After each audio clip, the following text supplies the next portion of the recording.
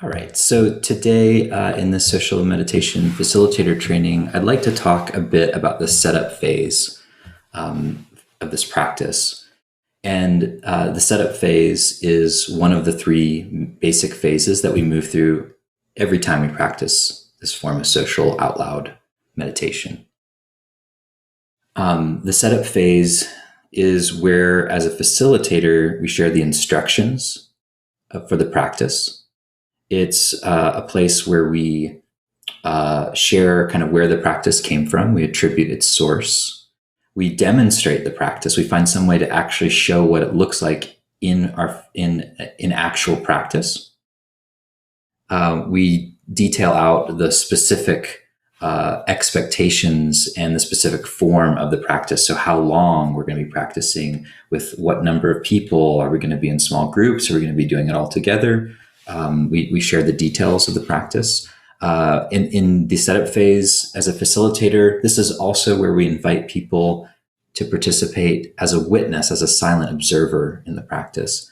And finally, this is where we ask people if they have any questions before we enter into the practice phase. We make sure that if anyone is sitting with any unresolved questions they didn't understand, even after sharing the instructions and demonstrating, still something isn't clear, then this is a chance to really surface questions and to see if we can do our best to make sure people enter into the practice phase feeling clear on what the instructions are.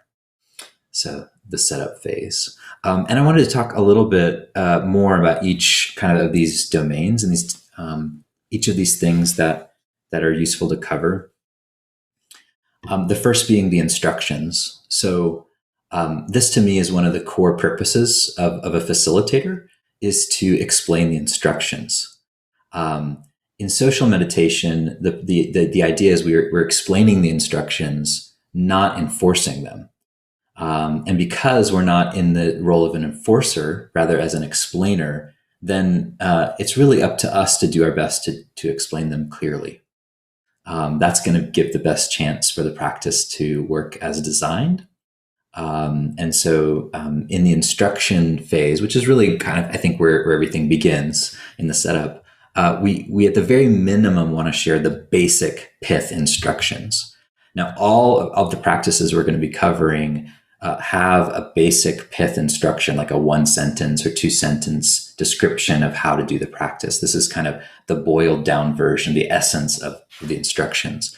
And those are all available for you as facilitators to see on the socialmeditation.guide site. So any practice you want to facilitate, you can just go there, select the practice, and at the very top, you're going to see the basic instructions. So at the very minimum, we want to get across the basic instructions of the practice we're doing.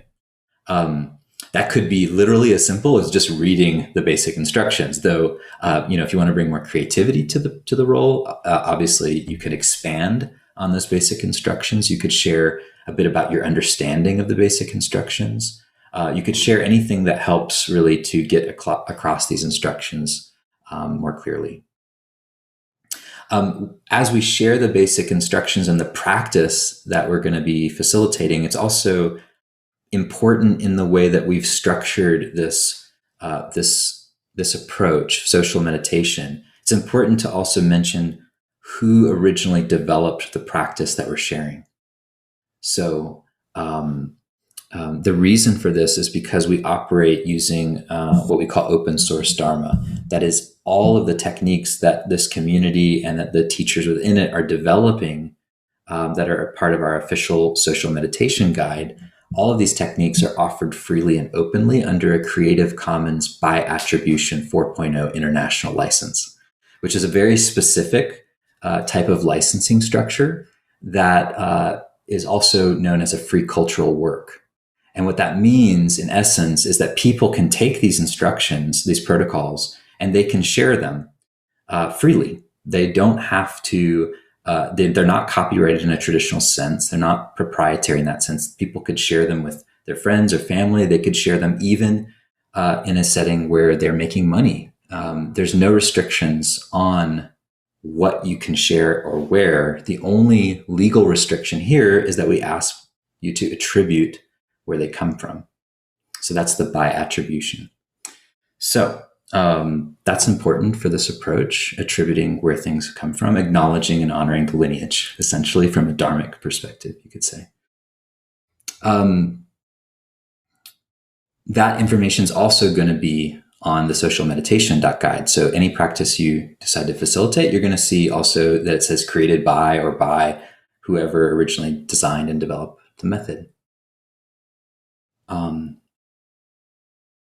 Once you've named the practice, shared the instructions, identified where they come from, then what I found is it's often helpful to demonstrate the practice, to actually do the practice out loud. At the very minimum, I find that it's helpful to do this myself.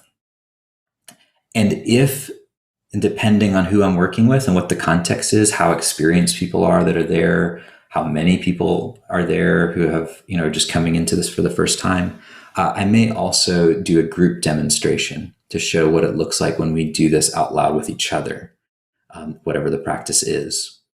I find that's especially helpful if there are new folks or if there are a lot of questions, if people are asking a lot of questions and don't seem to be clear on what this is supposed to look like. That by doing a group demonstration, then you actually can show, oh, well, this is what it's going to be like when you go into your groups of, say, 3 or 4 people. We're going to actually demonstrate this, 3 or 4 of us. And here, as a facilitator, it really helps to, I think, invite people who already have experience with the technique. If someone's in the group who's done it before, you can just ask, has anyone here done this practice before? Oh, okay. Well, would you and you be willing to help me demonstrate this? Just asking. And most of the time, 99% of the time, people are totally willing to help you as a facilitator demonstrate the practice. So at the very least, we want to demonstrate it ourselves. If it seems like it's makes sense, we can also demonstrate it in a small group, ideally with people who have experience. We're also, of course, in the setup phase, going to want to tell people what to expect in terms of the actual practice phase. So here we want to mention at least like the amount of time that we're going to be practicing. We also want to mention the group sizes that people are going to be in. So, and this is true whether you're doing this in person or virtually. Are you going to be doing this all in one big group, or are you going to be breaking out into smaller subgroups? And if so, what are the size of those subgroups, and how is this going to function? Some practices, you're going to set that up in the very beginning and say, okay, we're going to be doing this practice for 10 minutes, let's say, and we're going to be doing it in small groups of between 3 and 4 people each. That'd be one way you could do it, and that's pretty simple. But you might want to be facilitating a practice where there's actually multiple phases to the practice. Let's say you want to do the instruction first in a small group, and then halfway through the period of time that you're practicing, you want to move into the large group, but you don't want to stop the practice. You want it to be one continuous practice. Well, here you'd need to actually lay that out and tell people exactly what to expect and when, and also what the transition is going to be like. How are we going to transition? Well, say we're on Zoom and it's just going to happen automatically at the end of 10 minutes. Or say that you're in person, you say, okay, I'm going to ring the bell and that'll mark the transition to this next phase. Here, we want to really specify exactly what people can expect so that their rational conceptual minds can relax enough to do the practice and trust that it will work out and they will know what to do when it's the appropriate time. So that's kind of laying out the details of the practice. We also here want to lay out something called the witness, the role of the witness. This is a very important part of social meditation. It's something we discovered really late, actually, in the development of it. But it was once we figured this out, it was like, oh yeah, of course, we really need this. We need a space where people can at any time choose to be a silent observer rather than to participate out loud. And that's important for a few reasons, most of which have to do with taking a trauma-informed approach to meditation. Because we're dealing with social meditation, we're dealing with social conditioning. And social conditioning, of course, we all have it. We're born into it. And we all have different kinds of social conditioning. And we don't really know as a facilitator who exactly is in our group and what their background and conditioning is. We can know someone for many years and still not know stuff about them, of course, right? And so here, the idea is, because we just don't know, we want to have a space where people can go, where they can actually feel comfortable to just be silent and observe the practice. And what's really important here, I think, is, as a facilitator, I don't hold this as being some kind of lesser space. In fact, it is the traditional approach to meditation in many ways, to be silent and to observe. I found this is really helpful, especially if someone's coming into a practice and they are a little bit nervous. It gives them a space where they can kind of just observe and see what the practice is like before actually trying it out themselves. I think it's also really helpful for people who have a ton of meditation experience and who are skeptical about social meditation, or who have really strong ideas about what meditation should be and that it should be silent.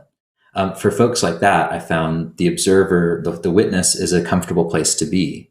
And one can experience, like, almost like dipping one's toe into the water a little bit, or sitting at the side and kind of watching before kind of jumping fully into the out loud interactive portion of the practice.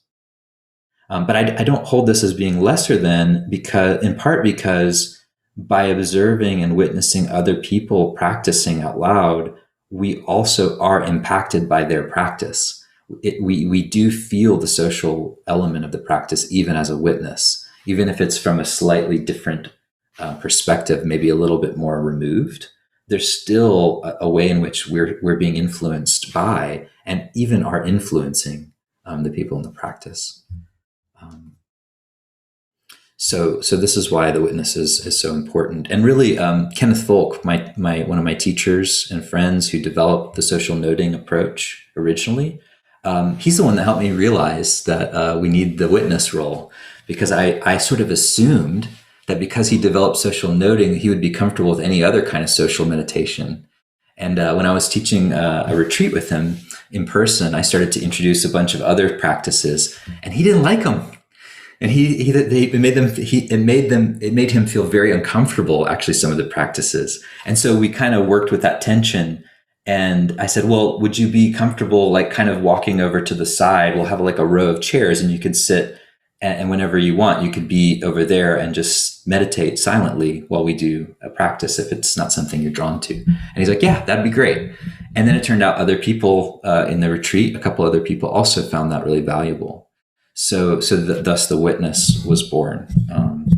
Actually, the witness is never born, but there you go. The last thing in facilitating the setup phase, we've introduced the practice, the instructions, where they come from. We've demonstrated the practice. We've given the details. We've introduced and invite people into the witness, which, by the way, I should mention this too.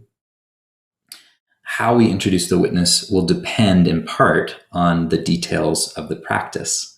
So if, for instance, you are doing a practice that's going to go for 10 minutes, and there are 3 to 4 people in the group, and you say, okay, we're going to do this practice in a sequential order. The order is another important detail that needs to be mentioned. That means that we're going to take turns, one after another. If you're doing a sequential order, it's really important to let people self-identify as a witness before the practice begins. Because if people are coming in and out of witnessing while you're trying to do a practice that requires an order, it creates a tremendous amount of confusion and kind of interrupts the practice. So here, what I found is to invite people to identify, like raise their hands or tell me, I want to be a witness in this next practice. It also helps if I'm on like Zoom and I'm breaking people out into rooms to know, okay, this room has a witness. Thus, I will, be able to still add, 4 people here. One of them is witnessing. So 3 people are still practicing, 1 witness.